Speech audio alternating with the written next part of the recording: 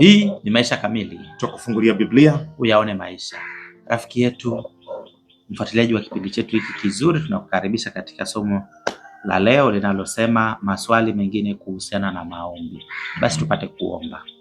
Mungu wetu na Baba yetu mtakatifu, jina lako litukuzwe. Amen. Tunakushukuru kwa nafasi ya pekee umetuita tujifunze, wewe ukiwa mwalimu wetu. Kaa nasi tunapoanza hadi mwisho katika jina la Yesu Kristo. Amina. Amina. Amen. Maswali mengine kuhusiana na maombi. Yapo maswali ambayo hatutaweza kuyamaliza yote, lakini haya ni ya msingi. La kwanza, hivi kwa nini tuombe wakati Mungu anajua yote? Mungu anajua yote. Kuna umuhimu gani wa kuomba? Kuomba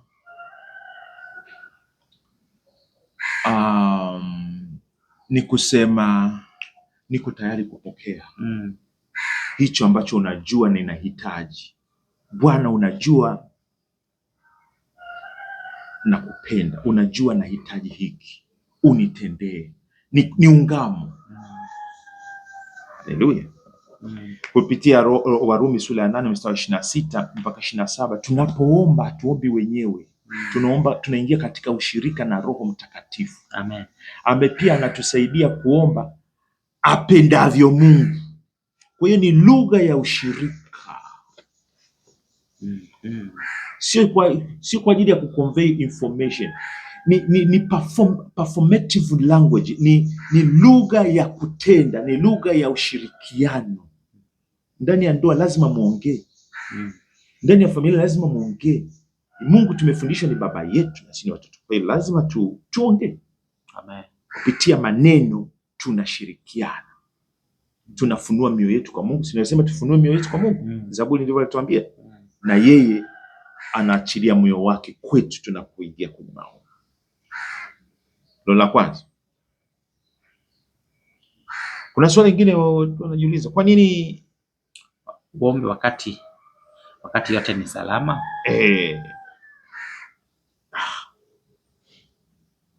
Mungu si yupo?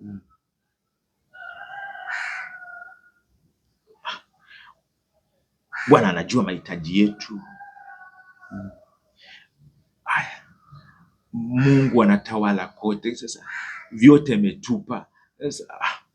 Kwa nini bado tunahitaji kuomba? Mungu anatulinda, malaika wako pamoja na sisi, ametupa vyakula vyote. Bado unahitaji kuomba. Mtu aliyoko aombe naye. Mimi ni tajiri, bado niombe. Maombi bado ni lugha ya mahusiano ya ushirika. Hata kama vipo omba, wewe hata kama maji yako pale.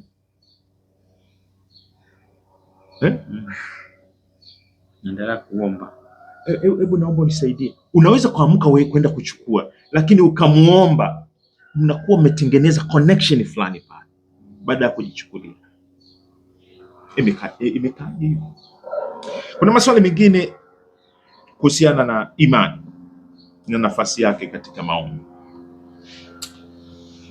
Hivi pasipo imani inawezekana kumpendeza Mungu? Hapana. Ninawezaje kuomba kwa imani kuhamisha mlima huu? Imani ni kama misuli pia. Unaanza kuomba kama mtoto mdogo kwa vile unavyovijua. Sawa sana elimu yako kwa Mungu ikoje, na kadri unavyoendelea kuomba unajijua, imani inazidi kuongezeka. Wewe unakumbuka ulivyokuwa mtoto mdogo, ulivyokuwa na mimi nakumbuka nilivyokuwa mtoto mdogo nilikuwa niliomba nitafuta shati sikuiona. Nikapiga magoti, maana niambiwa wewe omba chochote. Nikapiga magoti. Nilipoamka nyanyuka hivi nikaikuta shati ile pale. Nikasema, Mungu umejibu maombi. Ilinipatia nguvu sana. Nilikuwa na miaka kama 9 hivi, 8-9. Nakumbuka hicho kitu. Kilinipatia nguvu. Kwa hiyo Mungu anakuza imani yetu kupitia majibu anayotupatia. Amen. Kwa hiyo unaanza na kuomba kwamba yupo anayenisikia, alafu imani inazidi kukua. Unatakiwa kuomba na nani? Kuna watu wanasema timu ya maombi. Hata Yesu alikuwa na timu ya maombi. Alikuwa na Yakobo, Petro na Yohana. Na Mathayo 18 anasema 2-3 watakapoomba kwa jina langu. Kuna nguvu katika kuomba. Hata Musa kule mlimani alikuwa na Yoshua pia pale pembeni pia. Elia alikuwa na Elisha pia. Barnabas alikuwa na Paulo pia. Huu ushirika, niombe na nani? Muombe Mungu.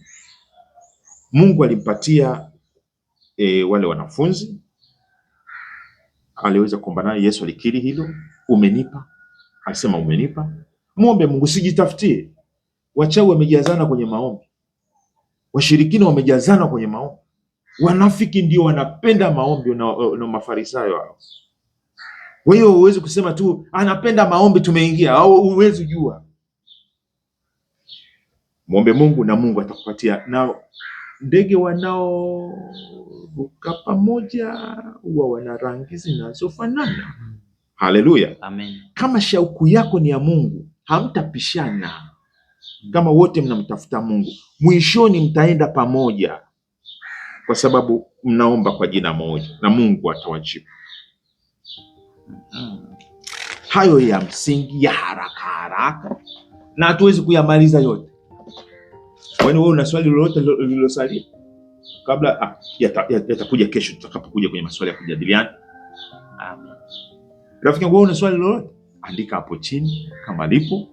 Lakini leo tulikuwa tunaangalia baadhi ya maswali ambayo huwa yanajitokeza. Nimetaja tu mafungu machache pale ambayo unaweza karifaa, na wengine ni kuongezea Yakobo sura ya 5 mstari 13 mpaka 16, kuomba kwa imani. Imani, Waebrania 11 mstari wa 6.